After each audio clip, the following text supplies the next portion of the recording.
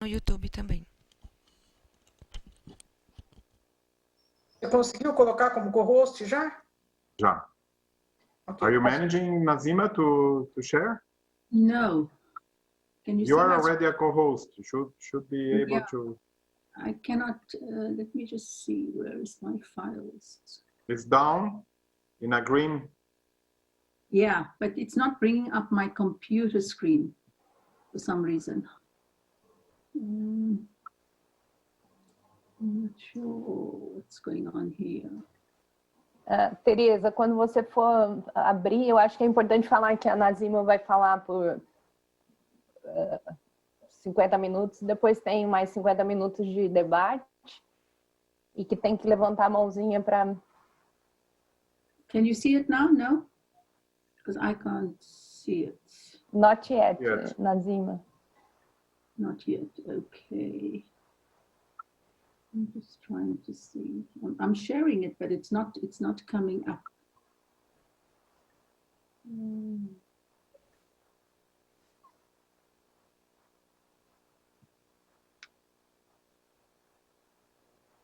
We always have a problem sharing it from here.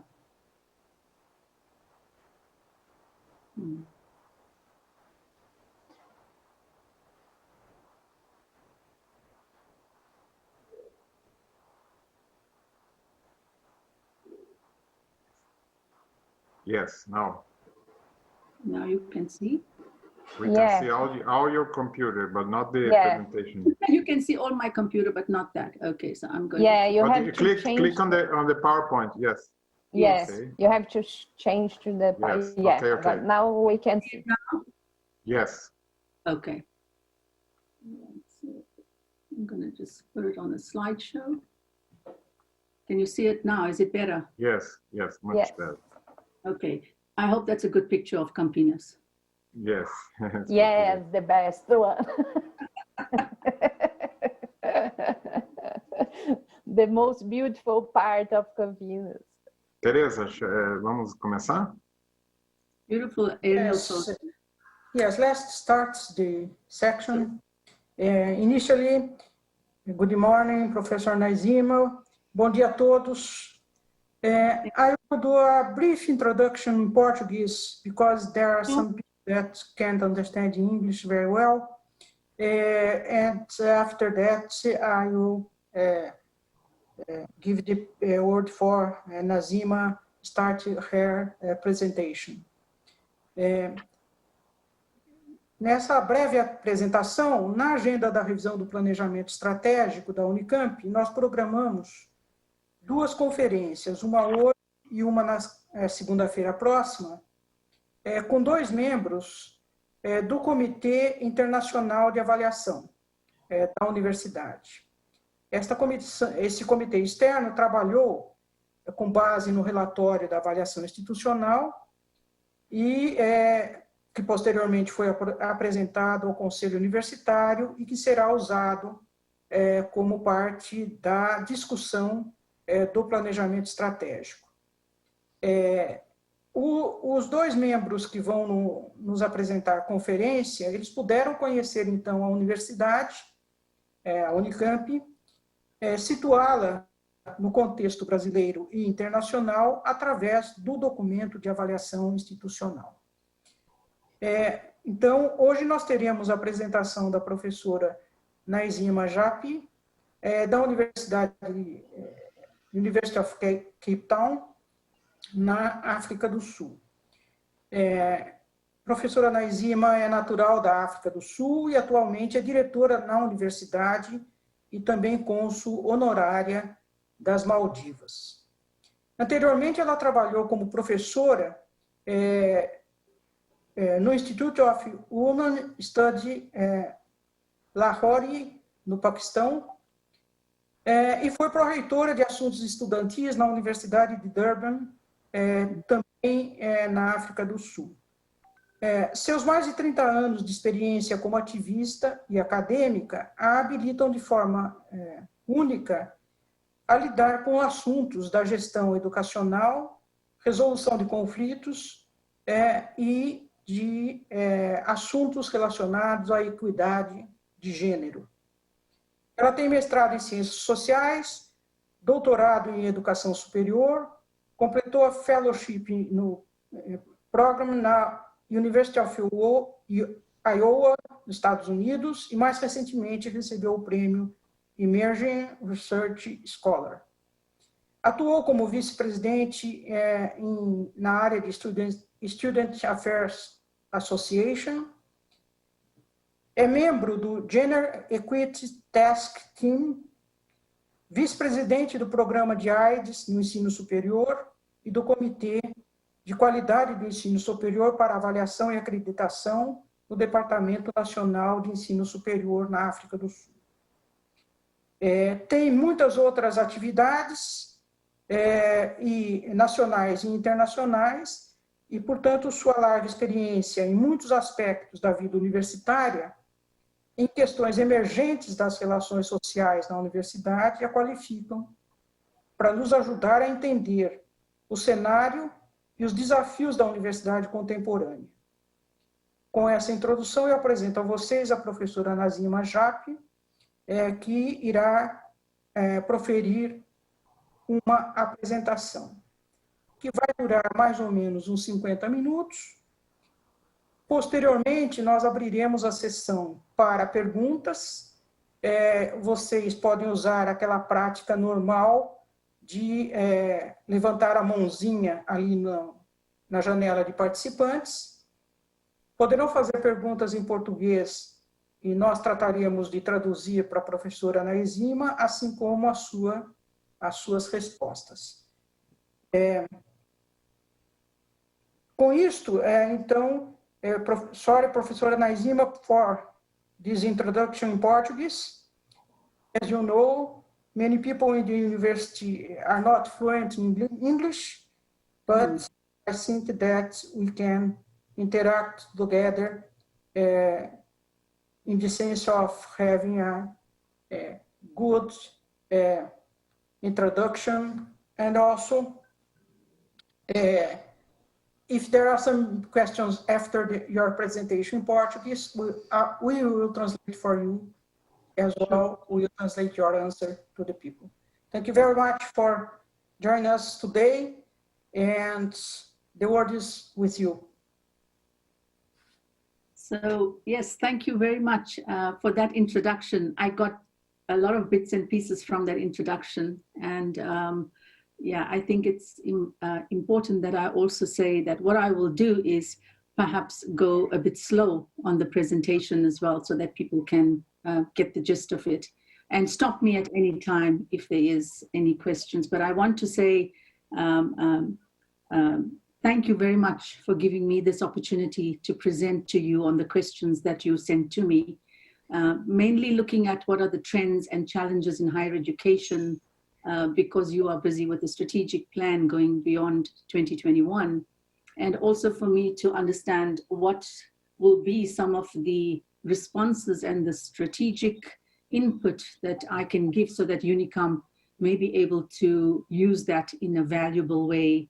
So I want to basically say that I'm going to just start with this beautiful picture of Unicamp. I think when I was there, I really enjoyed the visit with Marcelo and Eliana and the team. So I have a little bit of an understanding of what the campus looks like as well.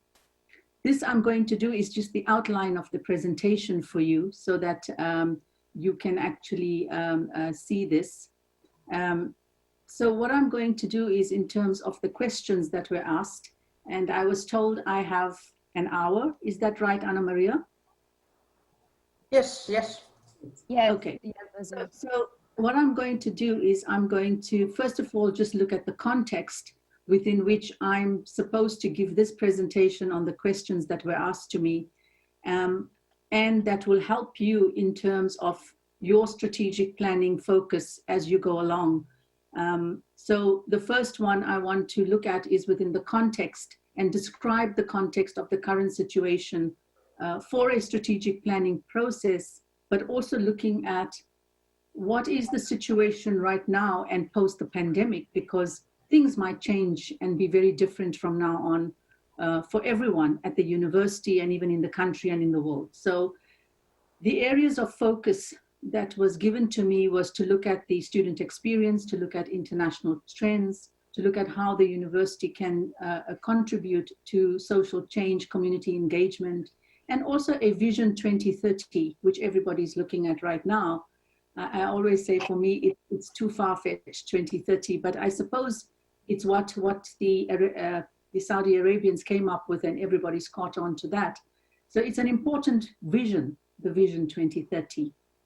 And then I want to also look at the trends, which is very important for us to do in this presentation, to examine the higher education landscape and the students, the staff profile, especially the proliferation of technology and its impact within the local and global context, and how this actually also impacts your university, and what will the challenges be for you, and the responses that we can look at as far as that is concerned. So for me to, I just want to see why this is not moving. So the context is, firstly, as we know, the pandemic is creating challenges to our way of life. And apart from the pandemic, there are a whole range of other health problems that we have to look at that are also going into epidemic levels. And these challenges require a new way of thinking and a cross-disciplinary perspective. And that's something that I'm going to look at in more detail later in the presentation, of how we can actually work together to try and look at a new way of thinking. Also to take an integrated approach into these disciplinary solutions. And that is more because of the issues around outreach, and also to look at what can we share with our communities during this time. And I will give some examples of what's been happening internationally, especially in the biomedical and medical areas. Higher education institutions have also had to discuss challenges relating to the international operations, including the study abroad programs, faculty level travel, etc. So the question is, what will our market look like? And this is a crucial question, of course, for students and for graduate job seekers, also for the business sector and for the university. So simply put, for absolutely everyone, we need to understand what is it going to look like next year, or the year after, or post the pandemic. And in terms of leadership and government and management of institutions, we need leadership resilience within institutions. So when we go through this kind of process, and when I went through looking at the questions that you asked me, I had to understand and assess what is the impact right now, what are some of the key drivers that is challenging higher education at this time, and what are some of those high relevance, high impact areas that we want to look at. Then if we need to get ready, we need to basically get a scenario framework of the narratives that we are looking at. What are some of these implications, and what are some of the risks, and how do we mitigate these risks? And then we look at our strategic choices and opportunities, and then we respond in a way that you are probably going to do once you get your plan and you're going to execute those plans. We know there are the Sustainable Development Goals that all of us have to look at, and how do we actually get to these and impact on these, especially if there are so many challenges facing us. So the issues to consider are the crisis and the challenges, and also the leadership, innovation, and change. And if we want to look at that, we need to see what is the thing we need to do. So one of the things is that we need to move out of the surviving mode to a reviving mode. Because for us, it's critical to be in a reviving mode right now. And we have to look at the mission, the goals, and the vision, and we have to see how we get to building all of these. And so if you want to get to the goals, we have to also look within the institution, and we need to look at what is the culture and the behavior currently for our staff and our students, and how we're going to reach this goal. Do we have the right tools to be able to reach the strategic goals that we want to set ourselves? And in order to reach the vision that we've had, how do we design, interact, and innovate? So the focus areas that I was given on, and the reason I put the previous diagram in was simply because to show you that all these 4 areas that I was told to talk on actually interact and relate critically to any kind of vision or strategic plan that you are going to put forward. And I think it's important to understand that there is an interconnectedness here with student experiences and knowledge production, and also in terms of governance and the international trends as to what is happening. You know, all my time being the dean of students at the various universities that I worked at, I was always very student-centered. And that is why I always put this diagram up to show how student-centered we need to be in anything that we do in an institution. So it's about collaborations, it's about promotion and engagement across the university, and what are the various things that we do so that we can actually get students to buy into the work that we want to do with them. And student experience is actually a very, very critical part of any kind of work that we do. So whether it's early assessments, whether it's curriculum development, or if you can see on the slide, if it's recruitment and advising, it's all about students. And at the end of the day, we need to make sure that we have the student success circle, and that is what should be in our interest. So why is that? And if you look at this slide, it's got a whole range of things. It's got employability with a big writing, simply because that is what students want to do at the end of the day. They want to be employed and they want to be employable. And so whatever we do, we have to make sure that they understand how they're going to get here. And it is important to note that I think right now, students are a bit worried about what's going to happen. How are they going to get employment post the pandemic? And are employers going to actually be readily accepting students that are coming out of university at this time? And we'll talk about that when we talk about career pathing as well, and looking at career development for students and staff as well. So being a student during COVID is not easy. And I've had a lot of conversations with students in our university as well as students elsewhere. And my concern was that there were a lot of things that students were saying about some things that were negative and some were positive, but how they're experiencing being a student in 2020 during the time of COVID.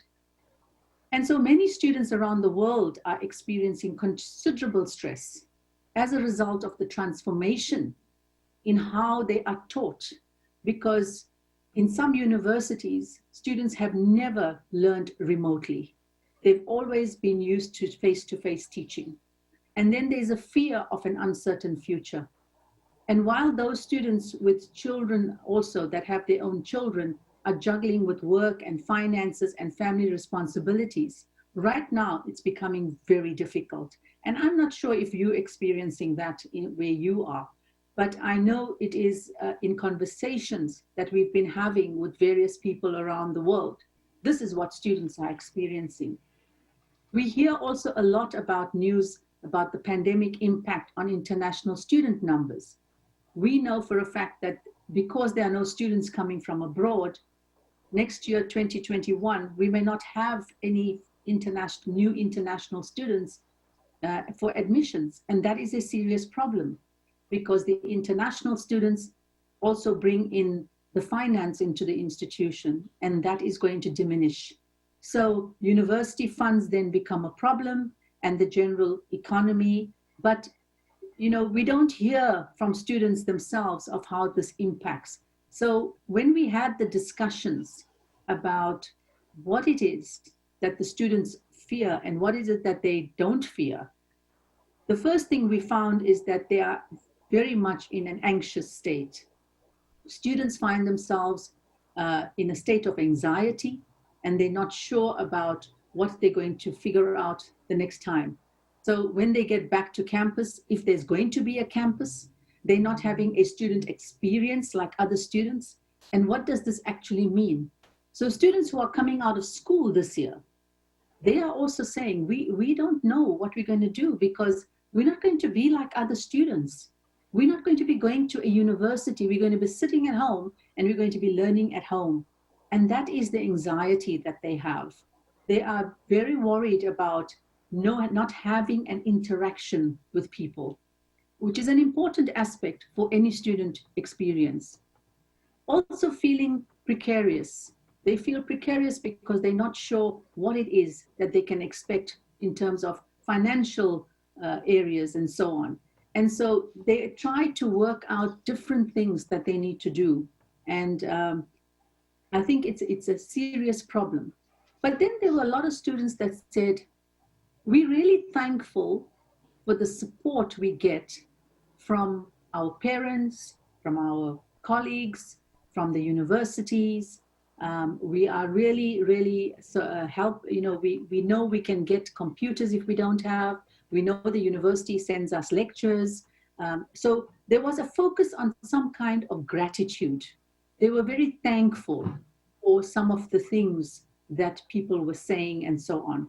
So I think it's important that we try and keep a communication open with students because they need to be heard and they need to hear from us. So it's important. So the question was, what is student experience and what does this actually mean? You know, it's a set of unidentifiable set of interconnected activities. And so to be institutionally managed, but it's a novel concept. When I suppose when we went to university, we also had a different student experience. Some of us had, experiences that students today don't have. Students today have an experience that someone in 5 years' time may not have. So, it's a novel concept, but at the same time, it's interconnected activities that we look at institutionally. The second thing is that the term itself, student experience, it continues to have multiple meanings with the boundary between learning and teaching experience. And then those aspects of university life, which inevitably impacts the learning experience being imprecise. And so we find that it can't just be all academic because it's not then a student experience. A rounded, a holistic student needs to have a holistic experience of university life. And currently, that is not happening for many students. And I think that is where the anxiety comes in. In reality, a student's journey intrinsically is unique to each student, to each person. And it is influenced by that person's journey prior to the study. And whether the student is on a pre-degree or a structured pathway, it doesn't really matter. But each student has a different journey.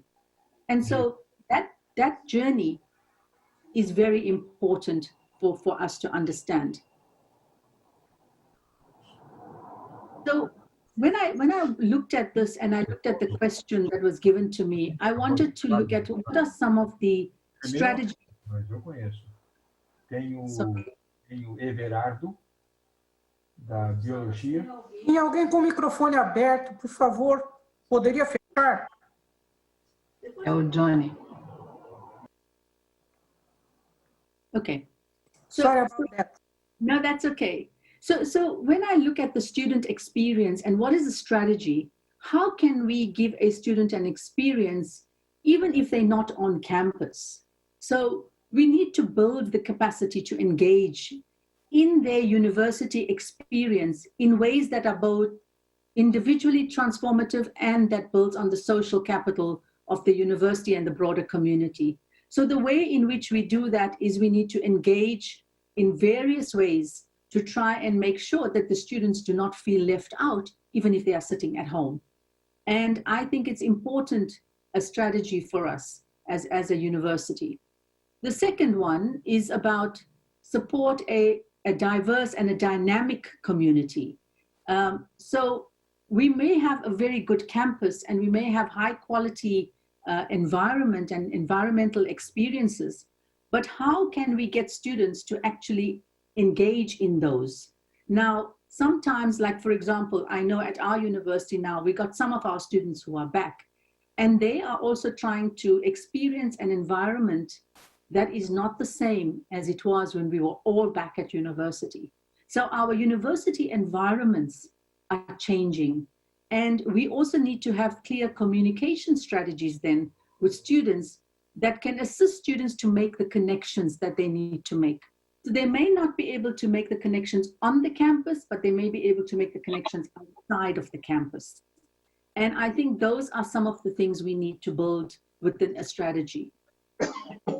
Also need to embed a suite of comprehensive and quality services for the students that are integrated, responsive, and focused on supporting students' holistic well-being, academic success, and engagement. And I know that, you know, it's important to talk about student engagement, but also student engagement with community and how that actually impacts right now. So the important thing here is to understand is that when we look at student experience, we want to look at a holistic experience. But during the COVID, it's very difficult. But I think if we're planning for the future, we may need to change some of those strategies and bring in new ones.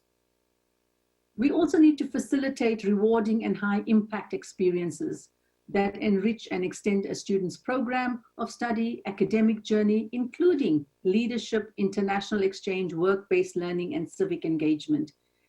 Some of the students feel it is very difficult for them now. They cannot attend international conferences. We need to engage with them to show them how we could do an international conference online like the way you and I are doing it now, because some students have never done it remotely before. And so they don't have exposure to an international community.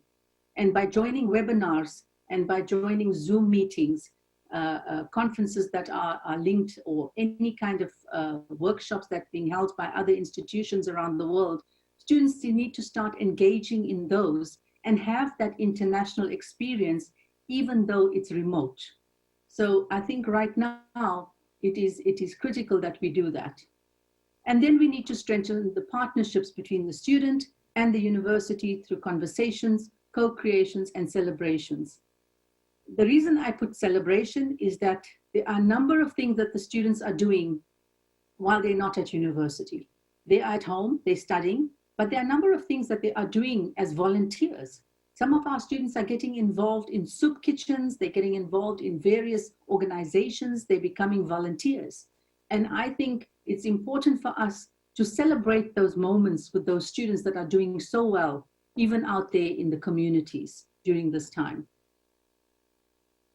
The critical thing is to improve student experience with technology. And I think this is going to be what we're going to have to look in for the future. I think a lot of things are going to change, and we need to understand where that change is coming from. The change is a technological change. It is a change that we have to get used to.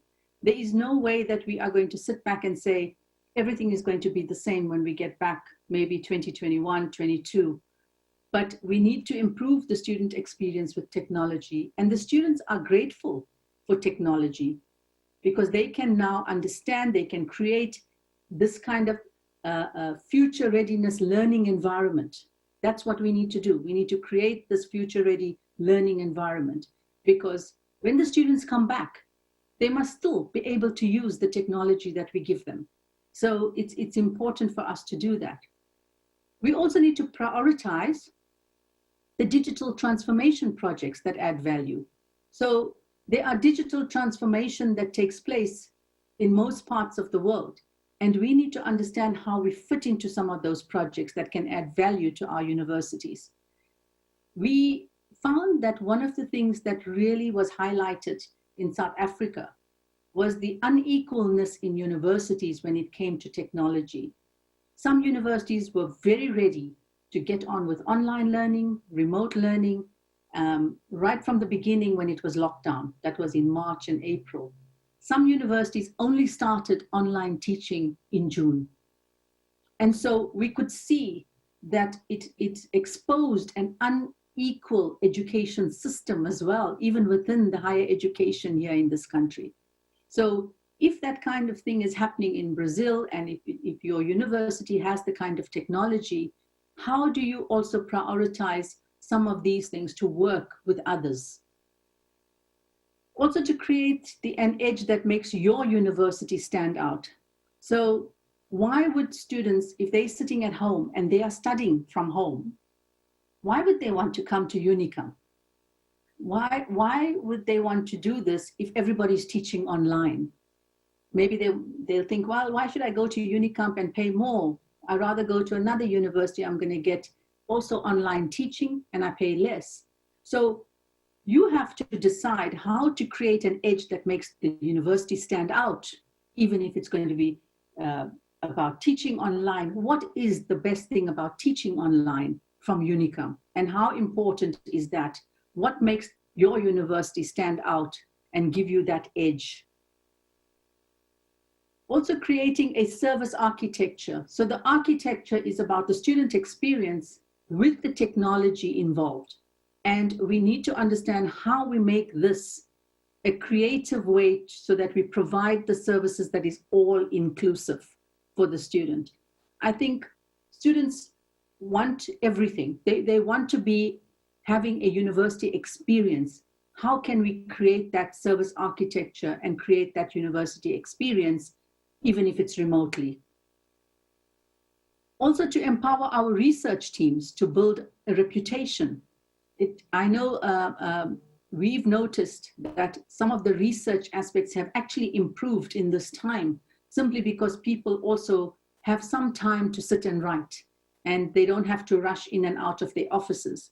So it creates that kind of empowerment that you give the tools to the research teams to actually build up the research reputation for the university.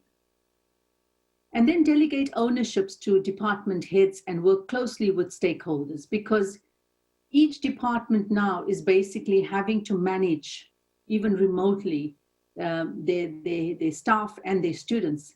And we need to delegate some kind of ownership, even though they may have had it before, but they do not have it in the same way they have it now. Because right now you are managing remotely. And how does that work? How do you know how your staff are actually performing when you are not seeing them, or you're not managing them physically, or you're not going and critiquing a lecture that they are giving or something like that? How are you actually doing this? So it's important to delegate ownership to the department heads and work closely with stakeholders. So one of the key things is about what changes do we want, and what is this transformation, and what is the new normal going to look like? It's about inclusion and equity. And a university is a key role player in highlighting all these complexities and creating safe spaces for students and staff which engage in very divergent views. You need to promote conversations. You need to, and whether it's the counter the local or the global trends of the current issues and the confrontations. And in this space, you will find that you will have everything. It's about including and having equity. And that's what we talk about when we talk about transformation. I'm going to just skip the slide because it talks about a whole range of issues around the roles of how do we actually ensure that our graduates benefit, especially our final year graduates this year. How do they benefit from getting the higher education experience without being on campus? So the other focus area was on the international trends in higher education. And what is this trend? Now, there were 4 key things that I read about and that I also looked at what we are experiencing as a university.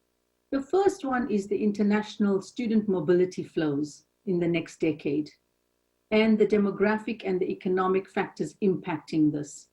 I think it's an important aspect of international focus that we need to look at, because student mobility is not going to be the same. And we're going to have to find out what is the best way that we can get students to come to our university or to learn online from a distance, yet be enrolled at the university that we are at. And I think this is a very important area, because the economic factors, as we know, a lot of countries are going through some kind of recession. They are finding it very difficult.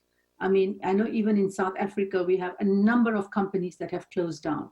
So there is a clear impact that's taking place here on the economy of the country. And I'm sure the same is happening in Brazil. And we need to understand, how do we get the international students to understand that they can still be at Unicamp, but they can be at a distance. The other major trend that is taking place now is the emergence of the new models of global higher education partnerships that include teaching partnerships and provisions for degrees offshore. So one of the things is to ensure, how do we make sure that our partnerships with other institutions, so for example, and I'm going to give you an example, we have a partnership with a university in the United States. And what we do is we do a joint degree, and I'm sure you have this as well, but the degree is offered in that country. So clearly the students don't have to come to South Africa. So this is something that can be a model that can be used in creating these kinds of partnerships offshore. And also for students to make sure that they are not left out. The third trend is the patterns in research output, and it's growing internationalization. And right now, this trend is still, even though we are in a pandemic situation, this is still a trend that is happening. People are still having to do their research, do their outputs, and it's growing. International research is growing. So clearly we can see that this is a trend that's happening in higher education.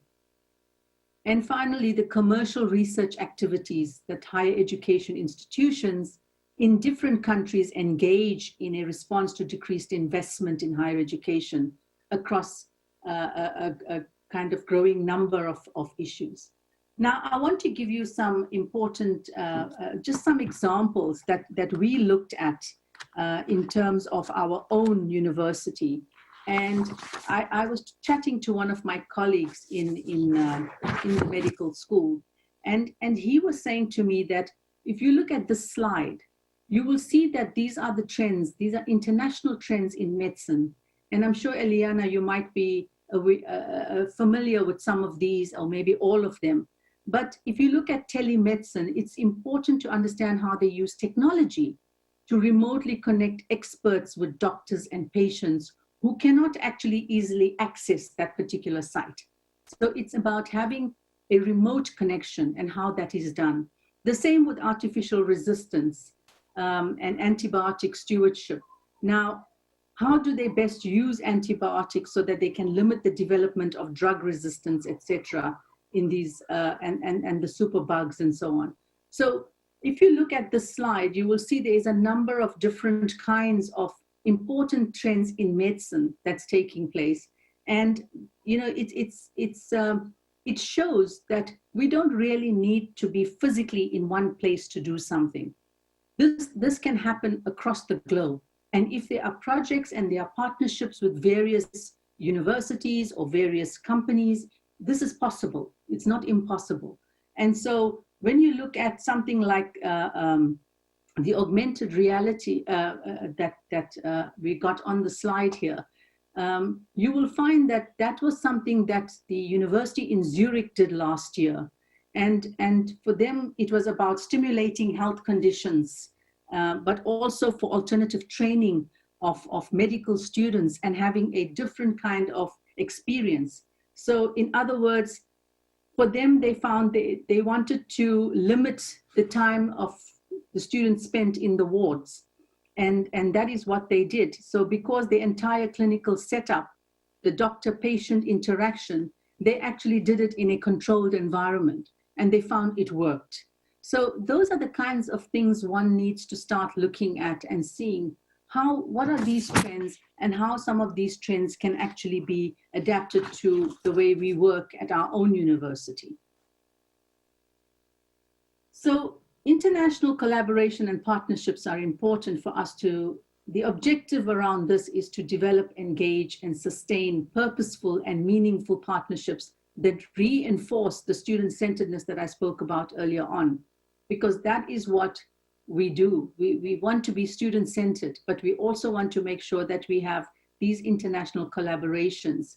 And when you look at the international collaborations, we've got to identify and engage the campus partners, the students, the faculty, to collaborate on Unicamp's initiatives. So if you have a number of initiatives, you need to identify those, you need to prioritize those, and you then need to make sure that you can also invite off-campus partners through a digital platform. And so this is important because right now it's very difficult for us all to be on campuses, but in the future, maybe it can be digital and it can be face-to-face. So you still have both systems working. Also to leverage partnerships that reimagine collaboration across the departmental lines in order to enhance the student experience out of classrooms. And the fourth one is about supporting and foster co-curricular experiences with innovative student academic partnerships within the continent and abroad. Normally they say it's best to be a local, but sometimes, you know, you got to balance the global with the local. And I think it's important for us to understand that concept. And also to create and enhance evidence-based practices through strategic assessment initiatives. So what are the complexities and the challenges about the internationalization? The first one, and that always comes to mind, is around funding and investments. And how do we align that with the strategic commitments that we have for our own university? And so it's important to understand who's going to invest in the university. Why do they want to invest in the university? Is there something the university is offering that can really give us an edge, that can make a difference? So funding and investments, while all of these things are very complex, it's also very challenging. And right now, I think it's even more challenging. The second one is about economic growth. And, you know, to have stakeholder input and contributions to the country wide growth and innovation. How do we as a university fit in? And this is a challenge. And if you look at the bottom of the slide, I have a question there. Why does internationalization matter to governments? Because that is something that governments look to. They look to investments. They look to people coming into the country to invest. And how else will they do this if it's not for the research and the collaborations that happen? And so the economic growth is really important as far as the contribution that universities can give to internationalization and research collaborations. The other area is around research and the IP. The IP regulations are very challenging because it differs sometimes from country to country. And how do you reach compromises, and what are some of the ethics that one has to look at when we are doing this kind of work? So it is important for us to understand that challenge as well. Also sustainable issues, and at the beginning I had put up the slide that shows the sustainable goals, but also what are some of those sustainable issues for us as a university? What are the interests, the evaluations, how do we evaluate this, and what is our business model as a university? How do we look at a new model of trying to make ourselves sustainable? Also the issue around integration of international students, the continuous support and the dual programs that I spoke about, which is also a challenge because of sometimes there's a language barrier, there is a cultural barrier. Students find themselves being very alienated when they come to another country. So there are all of those things, but we need to give continuous support to students in that area. And then the last one is the ICT and the support, the transformative dimension. What are the limits and what are the risks of those? Some people just don't like technology. They still say, I'm old school. I want to write pencil and paper tests. I don't want to do anything online. I don't trust the computer. I don't even do my banking on the computer because I'm scared someone will take my money. So it's all those kinds of things that people are worried about with ICT. But we know that this is something, you know, we've been speaking about the fourth industrial revolution, but the fourth industrial revolution is already here. And so we got to get on with it. We cannot say we can't do this. We got to help people to move along in this era. And I think the ICT is one of the critical areas, and it's a challenging area for everybody. So we need to make sure that we understand that. So if you look at Unicamp, and I know when we did the evaluation also, the issue around internationalization was a little bit on the back, I won't say back, well, the back burner. But I think if you look at what is your niche market globally, are you looking at a niche market? Where do you want to reach? What is the reach? You can reach the whole world, but do you want to reach the whole world? And so I think just by putting this map out there shows you where you can reach. The studies that have been done by the British Council actually show that countries like India, Singapore, and China are really advancing. They're sending students out and they're bringing students in. So it means that they are capturing this market, the international market. And so if you, and I think China is one of the topmost that sends almost 700,000 students, if not 1 million students, outside of China to go and study.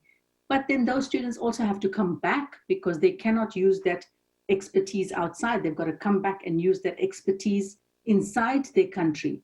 And that is why when I put the previous slide up to show you why is it of interest to the government, it's because of the skills market. It's because of the labor force that the government wants their students to go out, but they must come back in to work. So it's important to understand from a university perspective, what is your global reach going to be? Are you going to be able to reach out to countries that you would like to get students to come on board? Or are you going to just concentrate maybe in Latin America and look at that area and maybe North America? But at the same time, what it is that you can offer to these students. Some students would love to come to the university, but if they're being taught just in Portuguese, they may feel, I have a little bit of a problem. I can't speak the language, but I would love to go to study in Sao Paulo. So I think those are some of the issues we need to look at when we talk about focusing on niche markets. So that brings me then to the issue around also how we can go towards a socially responsible higher education institution. How do we balance the global with the local? And so it's important to understand that because community engagement can take many forms and covers a broad range of activities. Some examples of community engagement undertaken must include informing community of policy direction, because sometimes we want to do work with the community, but we don't want to tell the community why we're doing this work. We want to use their labor, or we want to use the surveys, or we want to use the data that's coming out of there, but we're not telling the community what is the policy, what policy direction is this going to take, and what it is going to have an impact on them, or is it not going to have an impact on them. Consulting communities as part of a process to develop policy or to build community awareness and understanding. We've had an issue here in this country, in South Africa, where a community refused to participate in a survey for a university and a project because they felt that they were not getting anything in return. They were just being used. And so I think we need to be very careful of how we consult and make them part of processes that we get involved in. Involving the community through a range of mechanisms to ensure that issues and concerns are understood and considered as part of the decision-making process. Whilst we know we are a very democratic country, we also find that sometimes the democracy takes us 2 steps backwards. But we need to understand how we involve people in a decision-making process. Not everybody can make the decision, but we need to consult. We need them to understand what we are doing, and therefore we need to make sure that our institutions also take responsibility for what we do. And then collaborating with the community by developing partnerships to formulate options and provide recommendations. So we need to actually make sure in some way that the community is also involved in maybe giving recommendations. Sometimes we take for granted that the community doesn't have any knowledge they can offer us. Yet we look to them to give us our data sets.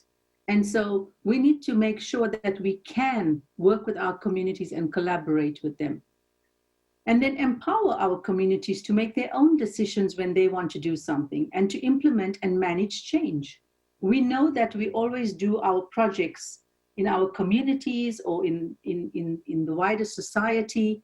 We take that data, we write lovely papers, we publish the papers, and then we don't do anything after that. But we must be able to take that back to our community and say, here's the results. This is what you can do, and this is how you can implement and manage it on your own. In that way, we are empowering people. And I think it's important that those kinds of things are understood when we work towards being socially responsible. So the three-part approach is what we look at when we try and look at the being socially responsible. It's about creating cutting-edge research that cuts across disciplines. It's providing novel teaching and instruction in the classroom or online or remote, however you're going to do it, that connects the disciplines for students. And then outreaching students to community partners and policymakers that moves the research and knowledge into policies and action. And I'm going to show you the next slide, which gives you a nice idea of how it all comes together. And so when we merge the concepts, we look at the research, we look at the teaching, and we look at how it actually goes out as a goal into becoming an outreach. And this is what we want to happen, because if we don't have the research or we don't have teaching, we cannot have the outreach. So it is prevalent to transform everyday reality through good practices and to approach communities and transfer knowledge. And we can only do that if we have the research and the teaching, which can actually give us what we want to do, as otherwise there'd be no community outreach. So this is what I read from a paper in Melbourne, which is quite interesting. It talks about the 5 C's. It talks about capability, which is where people are capable of a dialogue. Dialogue, we can talk to one another and we are capable of doing that. Talks about commitment, mutual benefit beyond self-interest. So whatever we do for social change, it must not be for self-interest. And there has to be some sort of mutual benefit. Contribution, how do members volunteer? Is there an environment that encourages members to have a go or take responsibilities or risks? Continuity, members share or rotate roles, and you find how this transition takes place, but there's got to be continuity. You can't just do something and then just stop it and then say, right, that's it, I've done my share, and we go away. You have to maintain the community corporate memory. And this is something that's important because it also connects to the conscience, okay? And I think that is what we're trying to work with. And the last one is also collaboration, reliable interdependence, a clear vision with members operating in an environment of sharing and trust. And these 5 C's are very much in line with what we should be doing and how we should be doing. And I'm sure we all do this, but do we really sit down and look at it carefully and say, tick the box, am I doing this? I tick this box, I'm doing that.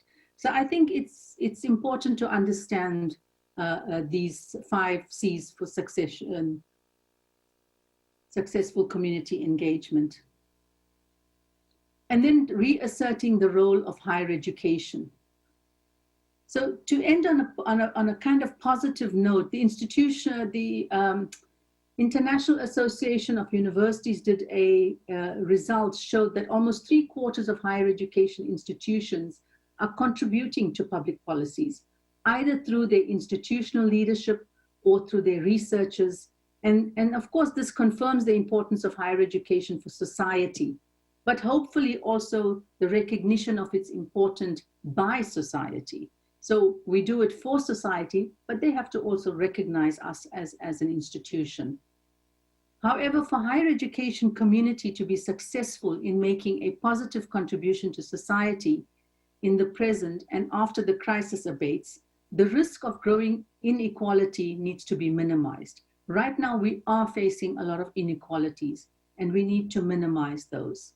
And the best way to minimize these risks is through collaboration between the institutions and between the higher education governments, other institutions, private sector, and the society at large, inside and among other countries.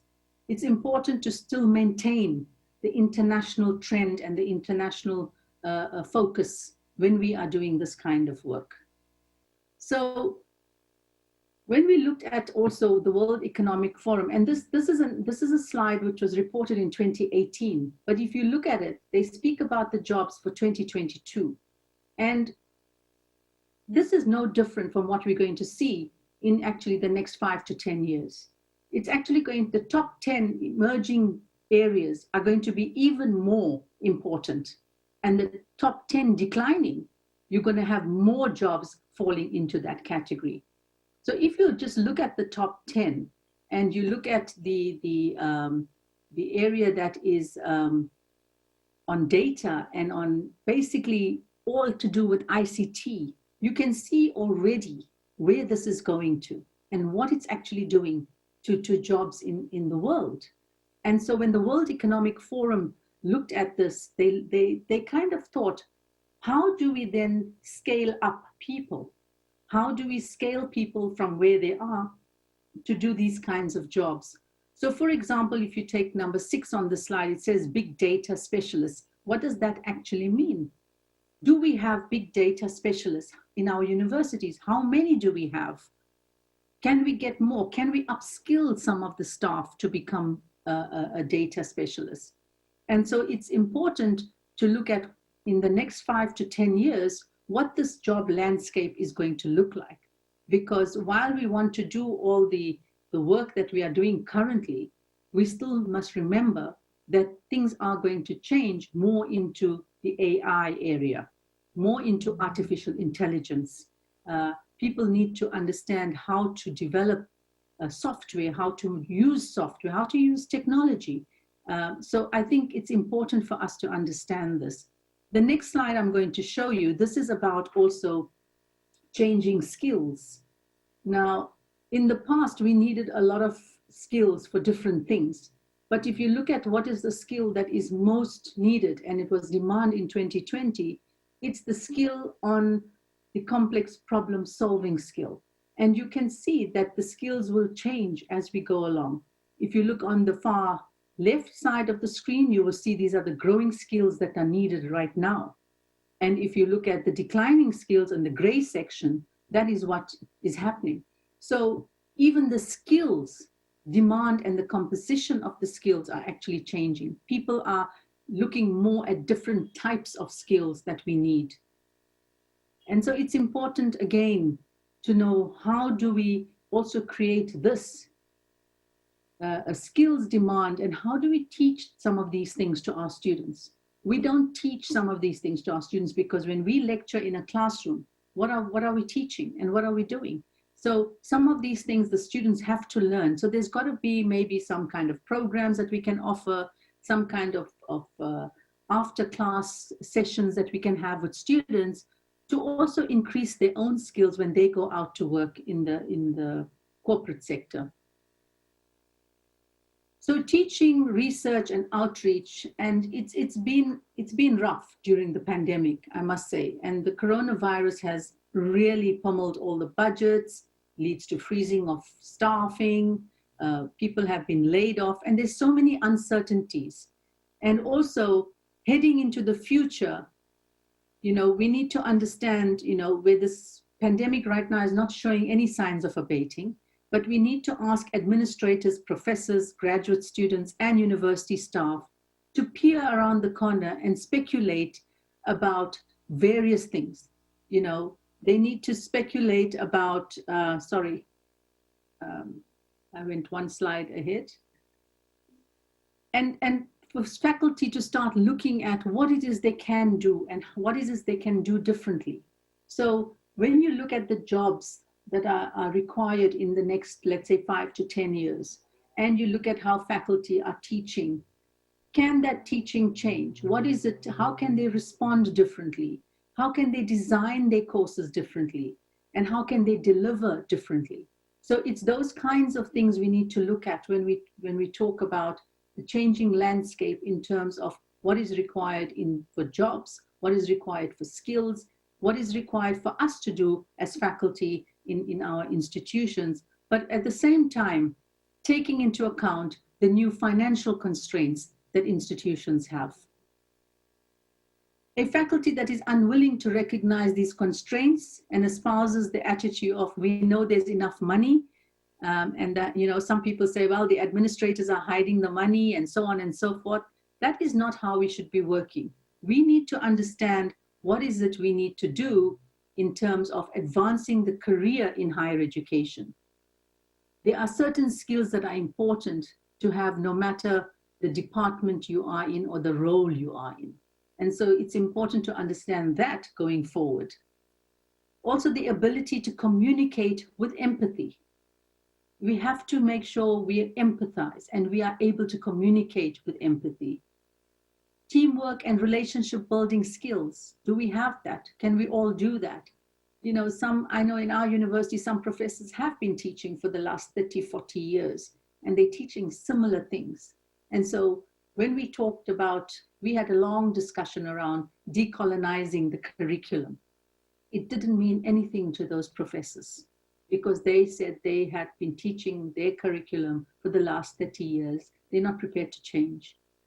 But they could not even work within the teams in their faculties because they've been working in isolation all these years. So it does pose problems for when you want to build different skills and relationships within an institution. Also, very intrinsic desire to be mission-driven. As you are doing a strategic plan, you have a mission and a vision, you need to be mission-driven. You need to make sure you reach those goals that you are putting forward. Also networking and the know-how. How do we do this? How do we network with people that we've never spoken to before? We don't know who they are, but we need to go out there and search. We need to find ways and mechanisms to get to network with people around the globe. And so a lot depends. And when I started initially, I said it was crisis and challenges, but it was about leadership. And it was about innovation, and it was about change. So whatever we talk about here today, we have to talk about what is it about leadership, management, and governance in an institution. Because ultimately, it does rest with the leadership of the university. And most people change behavior and learn new competencies if their superiors explain to them and are role models for these. Now, sometimes you find that, you know, you are sitting up maybe as Marcel, will all due respect to you, as the rector, and you think about, how can I change this? You come into an institution where the culture is already built, the culture is already there. How do you mold it? How do you change that to make it work? And I think it's very difficult. It's not an easy task. And so there has to be a very kind of organizational way of reinforcing some of these things. So to create lasting impact at a scale, the organization must adapt to systems and processes and cultures to enable the leadership program. So whatever leadership program you have, or whatever program, let's say the leadership is putting in place, has to be accomplished through an influential model. You know, they say leaders have to be influential. You got to take your herd with you. And so this is where it builds that. And I think it's important for us to understand how we can create an environment within an institution that is not just a top-down approach. And so many leadership development interventions do not follow this approach, unfortunately. We have it in our country where we have some of the universities are very top-down, and there is no consultation with staff and so on. And of course, it's important because the staff otherwise are not going to be very happy, and you will find your turnover is going to be very high. So it's important to understand that senior leaders across the university, especially the rector and the executive team, are role models. And this is more likely to have, if you are the one that is leading, you are showing that you can be the role model, and you also yourself act as coach, so that people can see that you are also doing things that is able to bring about some sort of change in the institution. The university communicates, fosters understanding, and creates conviction of the desired behaviors and competencies across the organization in a very structured and deliberate way, because the universities want a certain result.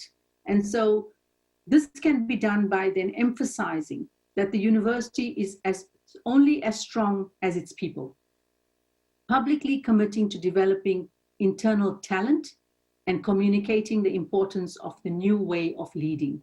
So we always say, you know, it's about our staff. It's about our staff, our students. As much as our students are important to us, our staff is just as important to us. Formal mechanisms such as the performance management systems, the talent review systems, the institutional structure. I'm not sure what processes you have, but there's got to be some way of making sure that these things reinforce that require change in competencies. So universities with successful leadership are more likely to adapt their formal HR systems to reinforce that leadership model and desired behaviors. And so you will find that it's important for us to do, make sure that these come into the areas of recruitment, performance evaluation, and so on. But the leadership, 5 fundamental qualities of a resilient leadership is the first one is around, just to design your own kind of in crisis times. How do you actually, as a resilient leader, is genuinely sincere and empathetic? You're walking compassionately in the shoes of your own people, your stakeholders. And in that kind of way, how do you take this forward? Also to put the mission first, right? Resilient leaders are skilled at triage, able to stabilize their organizations to meet the crisis and while finding opportunities amid the difficult constraints that we have. Also, we need to make sure that you take decisive action. I know in universities in South Africa, we've had a number of problems with many of the vice chancellors that could never take decisive actions, especially when there were serious issues at stake at the universities. And for this reason, we had lots of problems, and sometimes people just don't respect the leadership. So it's important to make sure that you aim for speed over elegance. And then you own the narrative. You seize the narrative, you be transparent about things, you talk about things while also painting a compelling picture of what the future is going to look like, and try to inspire people about coming into that project that you have, into making sure that they understand this. And when you talk of the leadership, remember, you're not just talking about the rector, you are talking about the whole upper echelon of the university. And so that is important to understand how those things cascade. So one has to make sure that you own the narrative, and also to embrace the long-term view, to stay focused, and to make sure that you anticipate the new models that are coming through. What are the new innovations? How do you define tomorrow? And what will make you define tomorrow in a different way? And so when you respond to change, the first thing you need to do is to determine the model you want to use for your university. Do you want to become a technology-enabled university that will then enable you to reimagine teaching and learning and redesigning the spaces for learning? Because when you do those things, you go back to the whole issue of the student experience and giving the students a different experience. Because right now, the students are not going to experience what I experienced 30, 40 years ago in university, or not so long ago, sorry, but yeah, 30 years ago maybe. But at the same time, I think it's important to understand the model, what kind of university you want to be going into the future. And determining that model will enable all these other things to come into space, into the place. So this kind of strategic roadmap plan will look at starting a process, and this slide will take its own shape. But you will see what I mean when I talk about how you go through from 2021, for example, to 2025. And looking at all these steps each way through is quite important to understand all the things we've been talking about for the last hour or so. Because one of the things that's important is each one of those things we spoke about will fit into what you are going to be doing. And so from there, we need to understand, what is this invisible university? The disruption creates significant change. So we have a university, we have brick and mortar buildings, but it's kind of invisible at the moment because we're all at home, we're all teaching from home. And so the thing we need to realize is that even when we are faced with high levels of uncertainty, we do not discard long-term strategies. Because at some point, the pandemic will go away. We may have another kind of pandemic at a later stage, God forbid. But the strategies take time to develop, and some are likely to remain relevant. So we don't throw the baby and the bathwater. We throw the baby out, or we throw the bathwater out and we keep the baby. So clearly, if we want to look at our own strategies and see what are some of those things that are relevant. Completely restructuring strategies sometimes adds to stress and very stressful situations. And I think right now, a lot of people are in stressful situations. The map remains the best way to get to where you want, even with major detours. One has to understand that even though the international trends may be there, some of it may not affect you, whilst others might affect you. The student experience may look different. And so how do you bring all of these things into your own strategies? And so the next normal requires us to unlearn and remember all of these R's that we came about with. I think everywhere now you go, you talk about relearn, recreate, reimagine, and so on.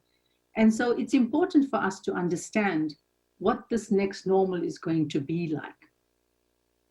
And in conclusion, I just want to say that the digital transformation will be a continuous process in higher education institution for years to come. While it can seem overwhelming, and the right partner can help leaders determine the areas of great need to start and develop, and then help to ensure all processes work together in a seamless way. And that is a task in itself, because we're all not used to a completely digitized way of working. Successful institutions will keep the campus experience top of the mind by prioritizing the automation of back office processes, as well as the creation of secure, high quality online learning tools to make higher education accessible to a growing number of students. So Unicamp must ensure that the broader ecosystem directly supports and reinforces the shifts in behavior, skills, and mindsets promoted by the leadership. And with that, I think I want to put some questions up, because I think it's important for us to, if we're going to have a discussion also, to look at this in terms of the Vision 2030. So it has been designed to take the university forward into a new decade. Then, of course, you had COVID. No one knows how long this pandemic is going to last, but we know this will change the way we work and the way we function going forward. That means we need to learn, both now and after the pandemic ends, and to increase agility and resilience. So, given this Vision 2030, how flexible is your vision? Have you identified new and emerging needs in order to promote teaching and learning, research and innovation now? And how will Unicamp need to evolve in the next normal? What are the medium and long-term consequences of the pandemic for your campus? And then how bad is it? Is it good? Is it bad? Is it medium? Is it okay? Can you manage? And how does the coronavirus going to change your academic workforce?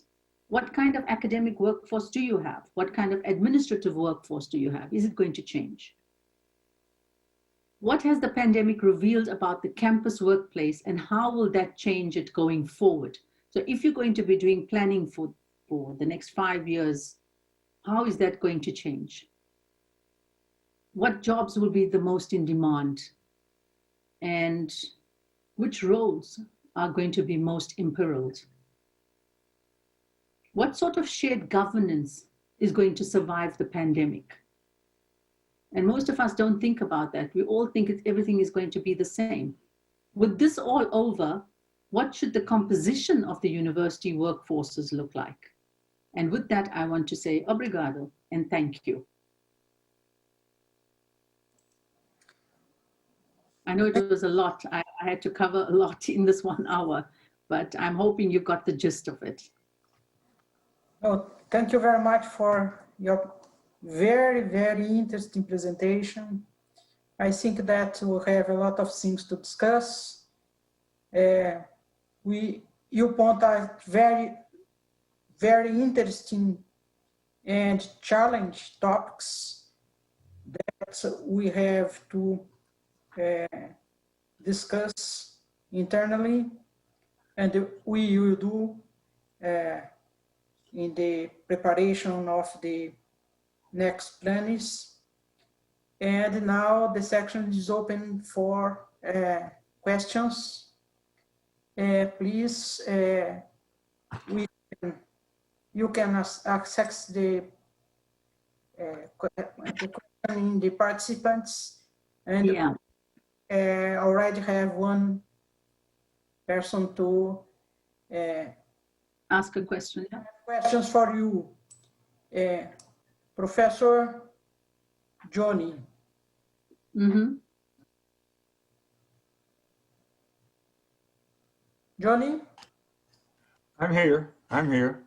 First of all, Ms. Nazy, thank you very much for a wonderful talk. I have been committed to strategic planning ever since I worked in, well, more than 30 years ago, in an applied mathematics laboratory, or as you say in South Africa, laboratory. We have a sort of different way of saying things. And it's some of the things you said are really, I must say, I am the person responsible for an interruption. I'm 73 and technology isn't that easy for me. And I don't know how I turned on my microphone. I did not turn it on when I entered the meeting. I do not know how this happened. And luckily it was my wife talking to me and not both dogs howling or barking outside my window. But I'm sorry, but some things you said are really warmed my heart, because it's the kind of university that we try to build in Brazil, you see. You have a slide in which you put research and teaching and touching outreach. Well, in Brazil, we are forced by the federal law, the national constitution, to have teaching, outreach, and research considered indissolubly. So we cannot separate them. And federal universities are being forced to have outreach in 10% of their content matters in subjects we teach. So this is really something. But I don't want to talk about us or anything. I'd like to remind you that Unicamp is completely free. And a reason for choosing Unicamp might be the help that is given because of the grants we give students that need them. Professor Eliana would probably be able to explain this to you in detail, which is our social maintenance program for students in our university. But why do you mention 2025 and not 2030? It's a technical question, really, because when we worked with Professor Teresa some years ago, we had a plan for 10 years. And then we had periodical meetings in which you wrote a line in your slide, but we realigned. And in fact, it was, we moved from one strategic planning to another step. But we had, we reviewed the vision, we reviewed the mission, and it is in my experience, I'm sorry, I'm asking you that why you chose 5 years instead of 10 years, because working with 10 years was something that I found very interesting. Okay, I'm sorry I spoke too much. And again, I am very sorry for my interruption. It was absolutely involuntary. No, it's fine. It's fine. It's the 20. So one of the things we do is we talk about Vision 2030, which is fine. And when we plan, we look at long-term, very long-term plan. But when I put 2025, my thoughts were around the fact that we may plan for 2030, but with the pandemic right now, the changes are happening almost every hour or every month or every 2 months. There are changes that are happening. So the plan needs to be, in a way, looked upon every 5 years, even though you have a 10-year plan. So you may have a plan from now till 2030, but every 5 years, you need to review that. You need to see where are the things, what is happening, how you're monitoring and evaluating it. And because it's very difficult to monitor and evaluate something 10 years down the line. So you have to give yourself some time. And what we do normally is we try and work with a plan that we can work with. If it's 10 years, then every 5 years we need to revisit that and see, because there may be changes that will happen in between. So the 5 years is not kind of stuck at a 5-year plan. It's more about looking at a roadmap for 5 years, even within your 10-year plan. Don't you think 5 years is too much for this realignment? I mean, Well, if you've read Dion Meyer's book called Fever, then we have an idea of what the pandemic can be. So yeah. So one of the things is, if you looked at the roadmap, you would find that every year or every year you would have to stop and you would have to relook at it. So there is a point where you will have to make sure that you are going to look at what are some of the things you can achieve and you can't achieve. And so it's not as if, everything is cast in stone that you can just go and do it. Because right now, as you will know, so many things are changing as we go along. We're teaching remotely, and all of a sudden now we want to get students back, and all of those kinds of things, which we never planned for at all. So yeah, and it's interesting you raised the issue of fees. So my question was around the fees for the local students, but what about fees for international students? we don't have any. No, but if they were to come to you, have you thought about that? We don't have any fees for international students. So they will not pay anything. No tuition. No Okay. fees. Okay. No fees. Well, that's good. That's good. We are forbidden to receive fees constitutionally. Right. The university is free for all undergraduate and undergraduate students. Okay, that's But good. I think that we have to think in another way, or in other ways to survive. This is a very tough discussion, but it's time to start. Yeah, because all the universities that have been giving free education, especially the ones in Europe, like in Germany, I know now, there were universities that were free for everyone, is now charging fees because of the sustainability issue.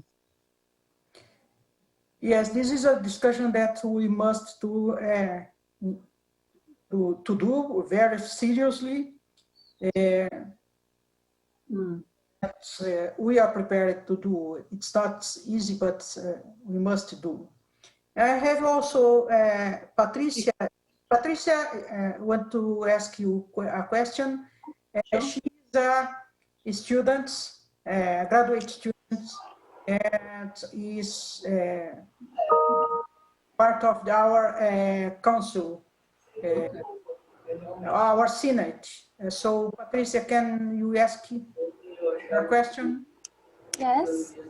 Hello, Professor. Thank you very much for your presentation and for joining us. It was wonderful, and it is a pleasure meeting you. My name is Patricia. I study at the Arts Institute and I'm about to get my master's degree in music. I'm very happy that you talked a lot about us students. I really liked the Student Success Circle. I think it is something that we should think more and discuss how to give proper academic, technology, and social support, especially during this pandemic that doesn't seem to be getting better in Brazil anytime soon. We struggle a lot with student support, for example, in mental health issues that are not viewed with their seriousness yet.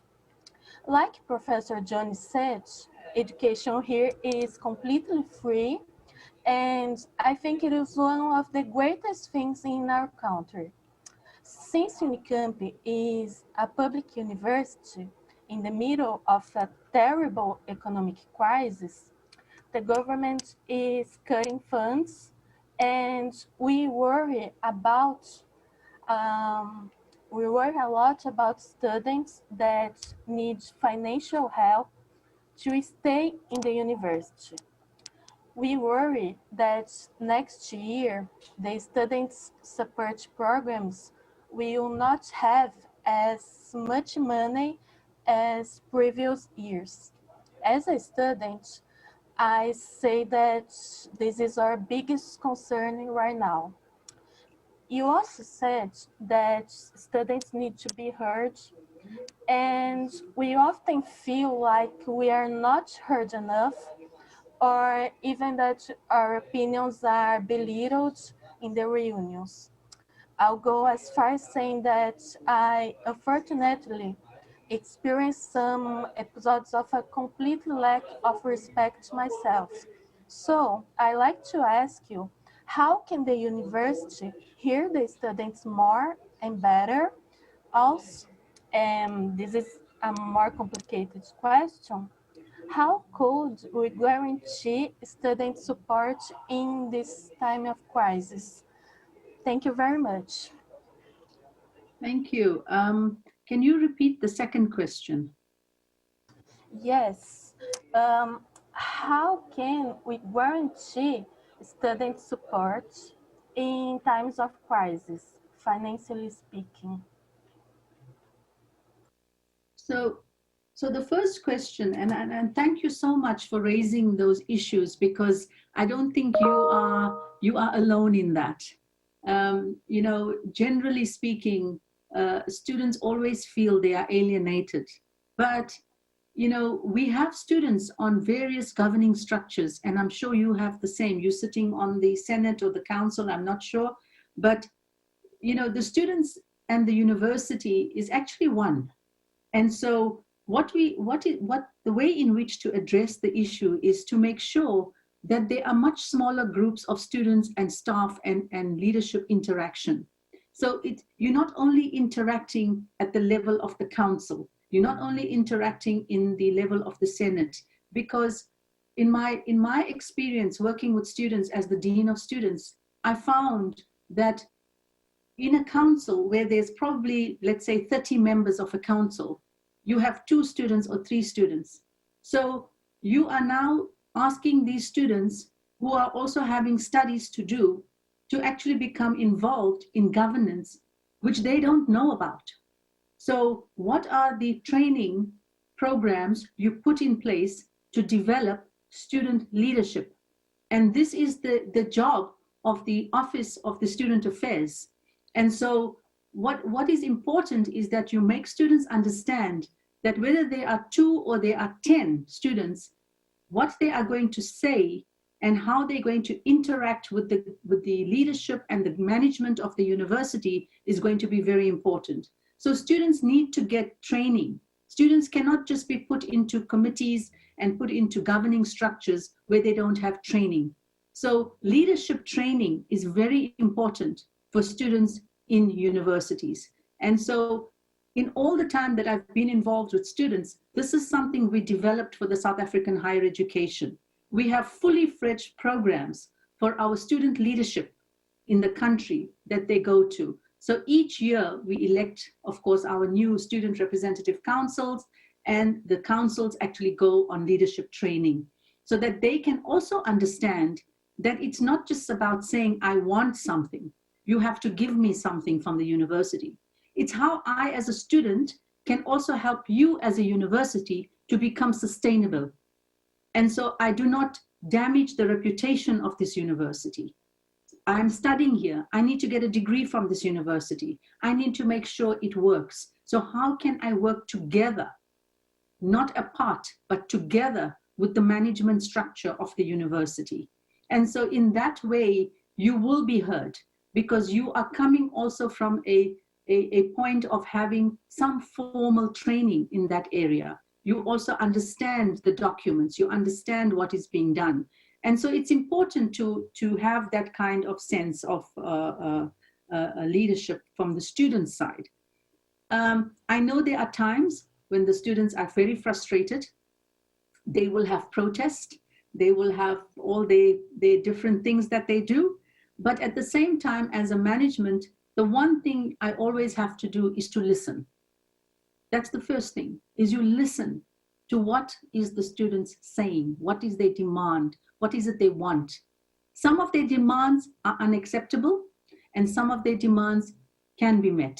So together with management, you need to make those kinds of reach those solutions.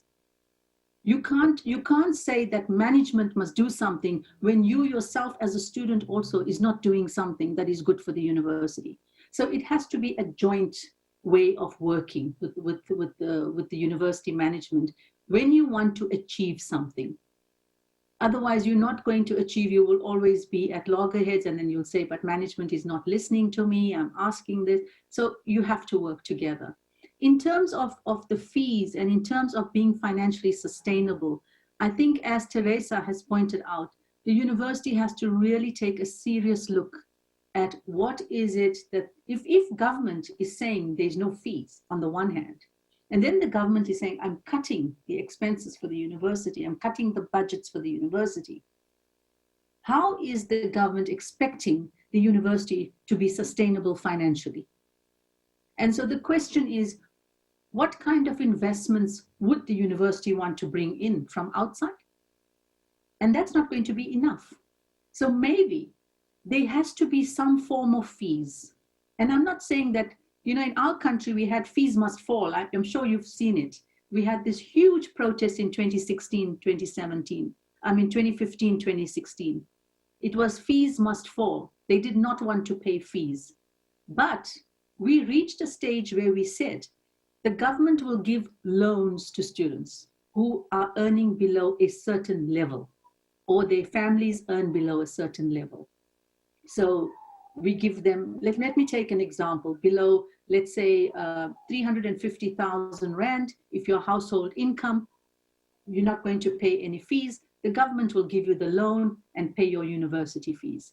But if you are above 350,000 Rand, and up to, let's say, 600,000 Rand, we will give you a grant, but we will give you also half of that. So the government has made arrangements in terms of how you pay. But if your family is wealthy and your family is earning more than 650,000 Rand a year, then your university fees is not going to be free. You are going to pay university fees because your parents can afford university fees.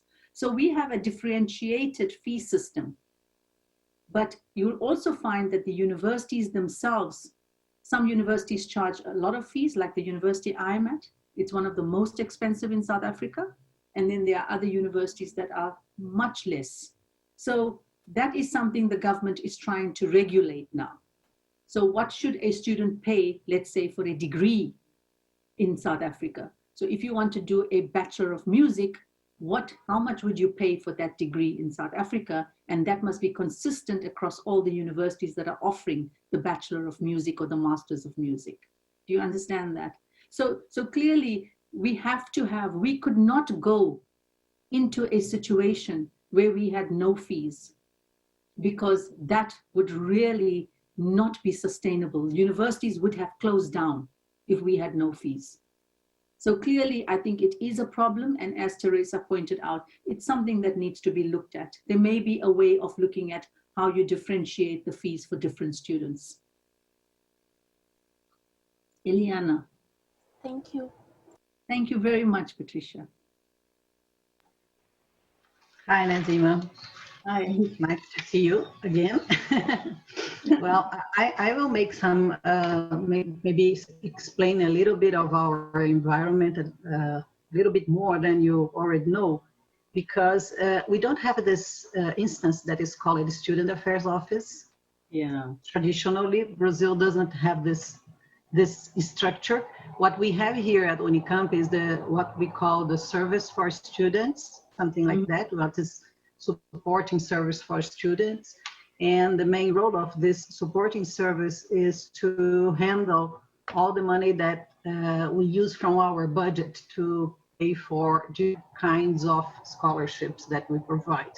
And it's a very, very complex system to be in details here, but I don't know if you have had the chance, I think you had the chance to see this part of the report where we have this numbers and explanation. So to mention the closest piece that we have as Students Affairs is this kind of office that handles scholarships and handles also the fellowships, because students go for regular or extracurricular fellowships, and we have to make the deal with the industries or other organizations. So it's where the support is enclosed.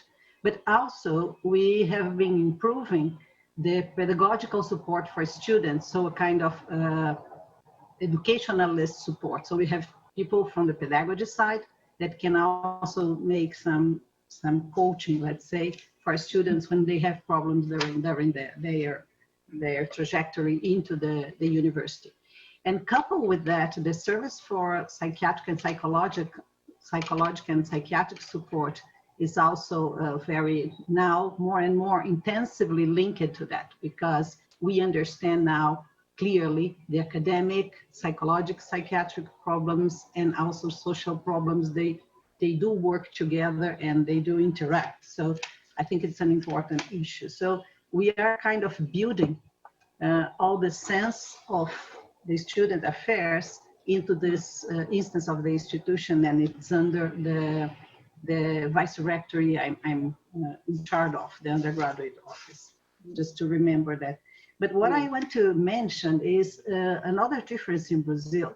The concept of student engagement has been more attached to their contribution and positions in this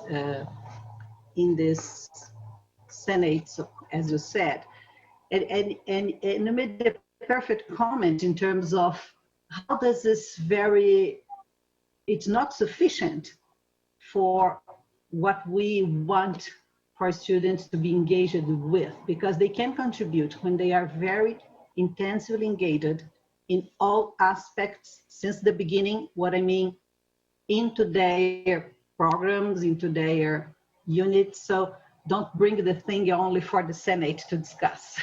So I have been talking about this. Look, you have to be very active inside where you are around you, and then things will be built to the superior levels of decision. So I think this is very important. And then you mentioned on kind of developing students for that.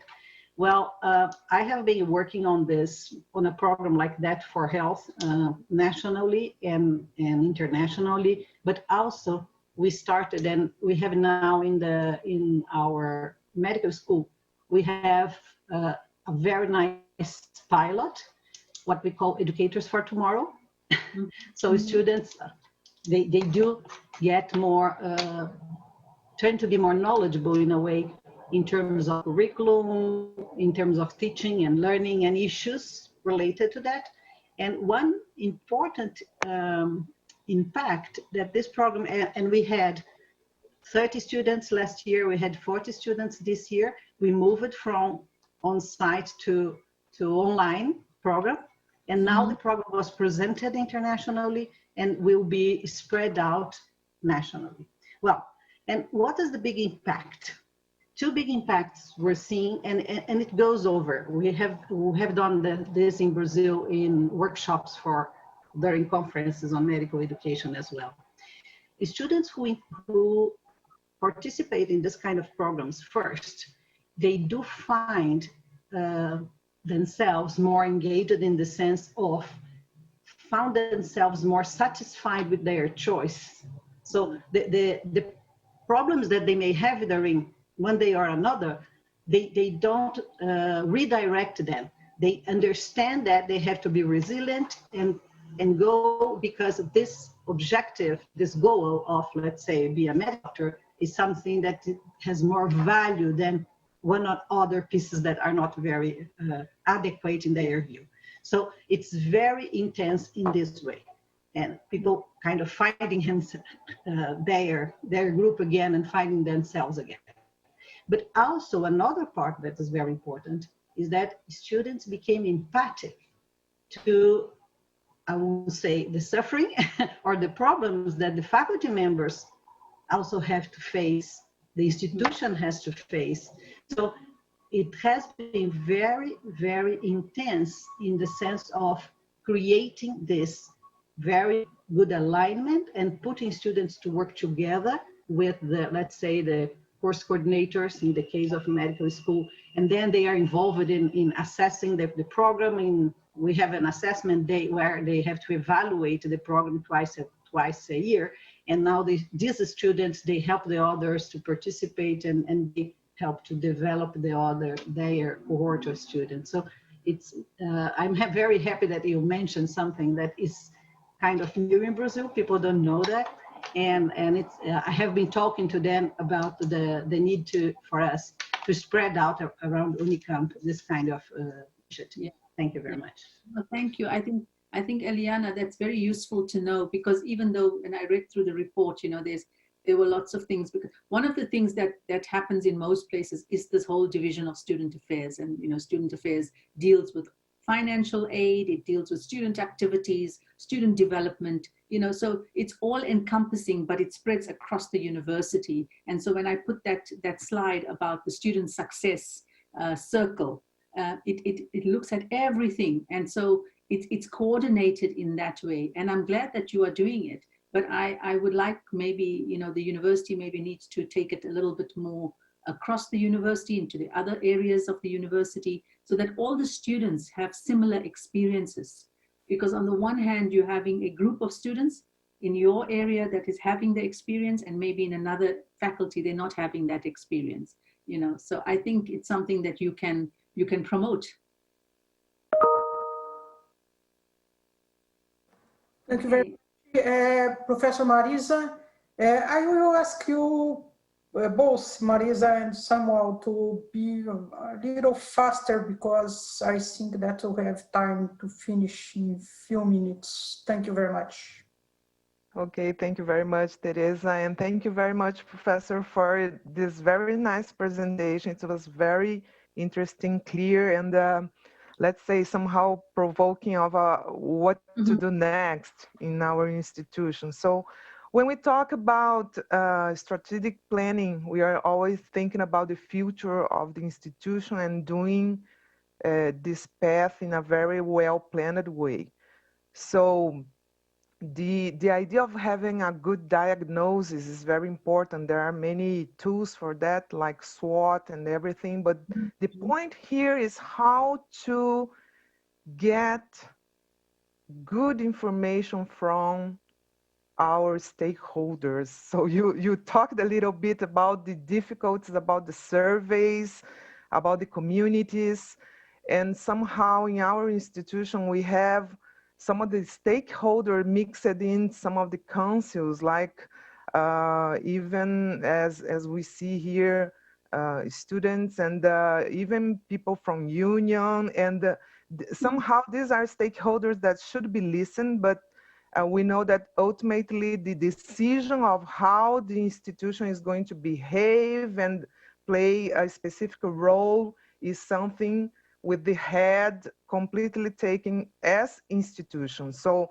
this is something that we should keep in mind. So how would you say is your experience about getting this information? Because we have to be very careful not to be taken just because one voice is much stronger than other. So we have to keep a very clear and, let's say, neutral way of looking at all these voices. So what would you say this about how to get this information from stakeholders? Thank you very much.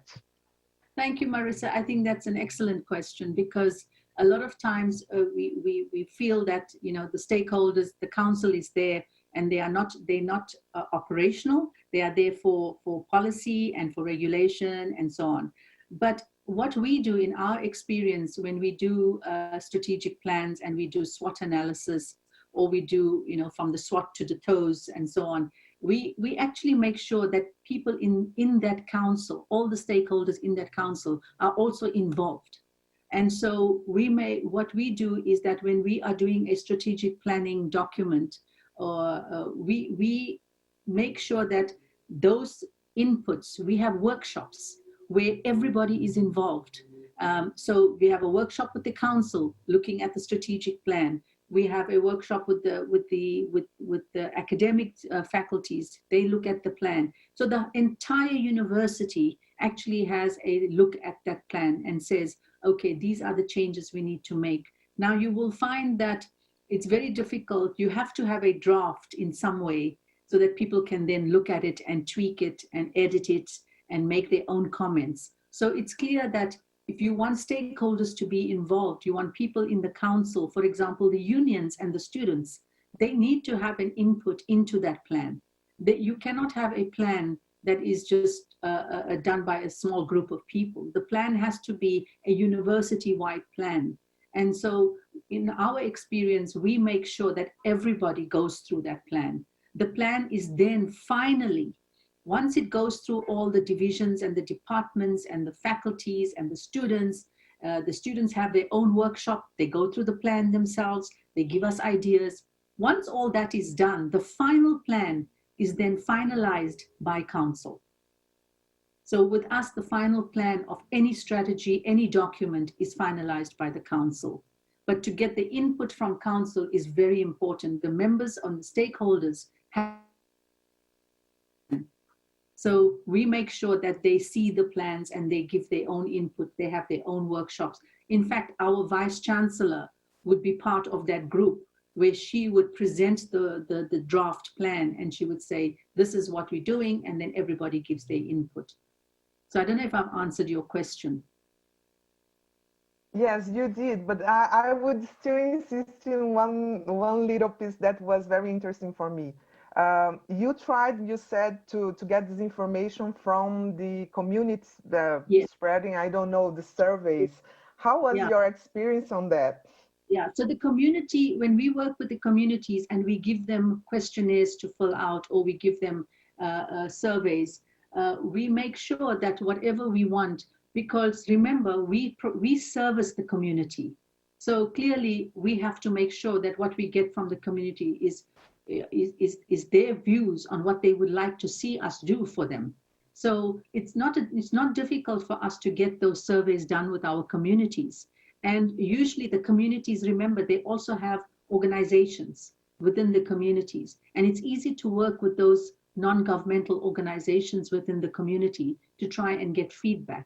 So we, at our university, we find it easy to work with with the communities because they engage with us. So if we want to run a project for food, for example, in one of the rural townships that we have here, we go to the community, we send out a group of people, they go there, they stay with that community, they talk to the community, and they get the feedback, and they come in and say, right, this is what the community is looking at. Can the university provide this? And that's how the project develops. So it's two ways, yeah. Okay, thank you very much. Thank you. Okay, thank you. Professor Samuel. Well, thank you very much for your presentation. Very conceptual, very useful, I think, for our planning. And my question, I think, is simple, because I wonder if it's better for us to focus our goals or to increase our objectives, trying to solve more and more problems that the society have, instead of doing better what we know to do, our skills, our formation for that. And since the society has more and more problems, what is the trend in the other universities in increasing more courses, more projects, more programs, or narrow down and focus on some things that is they're more able to do, or they have more skills for that? What's the trend worldwide? Yeah, that's all. Yeah, that's a good question, because you will find that there are two things. Firstly, we cannot solve all the problems for the communities. Some of it is actually not left entirely with the universities. So we need to prioritize those projects. And so I think in our experience working globally with some of the universities where we've had projects together, is we looked at focusing and looked at priorities. So, you know, we don't take every project that comes from the community. But in terms of the university itself, I think there's going to be a shift in focus in terms of what people are going to be teaching at universities. And so some universities, I know, for example, now may only focus on looking at things like engineering and science, because in South Africa, I know the experience is that we need to develop more in the STEM areas.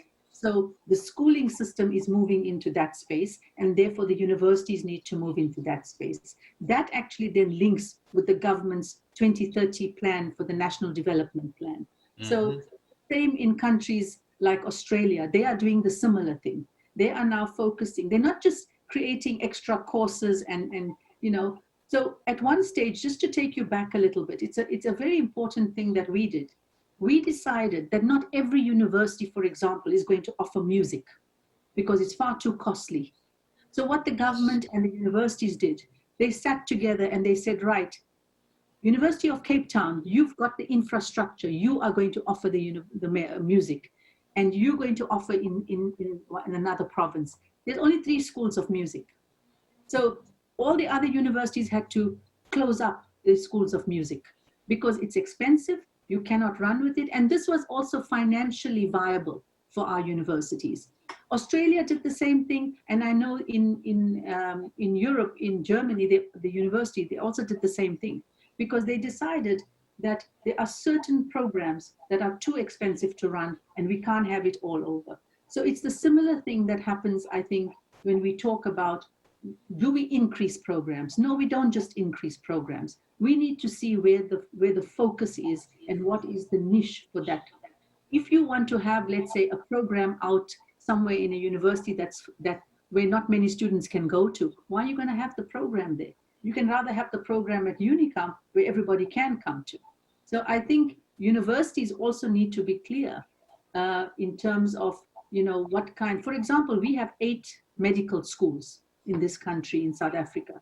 The government will not allow any more medical schools because it's expensive, but also the government wants to concentrate those medical schools for be able to fund it. And I think this is the problem, you know, we face. And the government made a good move in terms of trying to cut down on courses that were expensive, and to also increase in other areas where there were no programs, like, for example, engineering. In one province, there was no engineering program at all. And the government decided to put up a college only for engineering, nothing else. So, you know, these are the different things that we need to look at. And I think it's important that we start prioritizing those things. Thank you very much. Thank you. Okay, thank you very much. There is no other people who want to ask you questions, but I think that some of the questions that you put are, for us, very important, and I think that I have to emphasize. One is the the requirement that we have a university centered in the students. I think that's a key point that we must focus in our planning. I think that also another important question is curricula and skills. We must focus these points because some of our curricula are universal in terms of a large amount of information and less focus in skills. The other point that I think that's important is that our behavior as students, as a faculty, is that we must have a institution mission-driven focus. I think that sometimes we are not our actions, our projects are not very aligned to our mission, and we should do. The other thing that's quite important is keep the baby. Yeah. Sometimes we mix or we behave in an inverse way, trying to keep the water. Yeah. And not pay attention to the baby. I think that, in my opinion, this is the key points that we must take care during our discussion for the reviewing our planning. Yeah. And for me, keep the baby is the most important message in this talk. Yeah. What do you think about my synthesis? Yes, no, I think it's very good. I think you've captured what are the important aspects that one needs to prioritize. So, you know, I think time has come for us to be honest and to be frank about what is it we want to do, what is it we want to keep, and what we want to throw out. And I think this is the discussion we're having right now as well. You know, we're trying to really say there are certain things that we have to focus on because things are not going to be the same. And so I think the points that you've mentioned, the ones that you've captured, I think are very important. And as I always say, if you are student-centered, I think even the students will feel part of the whole campus. They will feel part of the university. Not that they don't feel it now, but at the same time, remember they are all at home. And how do you actually engage with them? And I think the student-centeredness is key to whatever you want to do. If you want to change curriculum, you've got to think about your students because those are the people you are teaching. And those are the people that are going to become citizens of Brazil. Those are the people that are going to go out into the communities. Those are the people that are going to work. And so it's clear that we have to focus on that baby. And we've got to make sure that whatever we do, we move in a mission-driven focus. It's no use doing strategic plans, valuation reports, and then putting them in the shelf. Because if it stays there, it's never going to be implemented. My point is always when you do something, you must be able to implement it, do the action, and have people responsible for that. So if that program works, it can work for the entire university. So yeah, I think it's important. So I think that it's time to finish this section. Thank you very much, Naizima, for your talk. It's very important for us. I think that all of us learn a lot. And we are more responsible now than before your talk. Thank you. No, I hope to meet you personally, or here in Brazil, or in some other place. It's a great pleasure to visit you again, and thank you very much for helping us. I don't know if Ana Maria can also some words. Thank you very much. What I will do is, I think this was also a good chance for me also to engage. And what I will do is I will send a copy of the presentation to Ana Maria. And so you will have it if you want to go back and look at it. And, you know, when you're discussing, then I think that might be a good idea. And if you have any questions, always you can email me. I'm happy to just talk about something. Thank you very much, Anna. Thank you very much.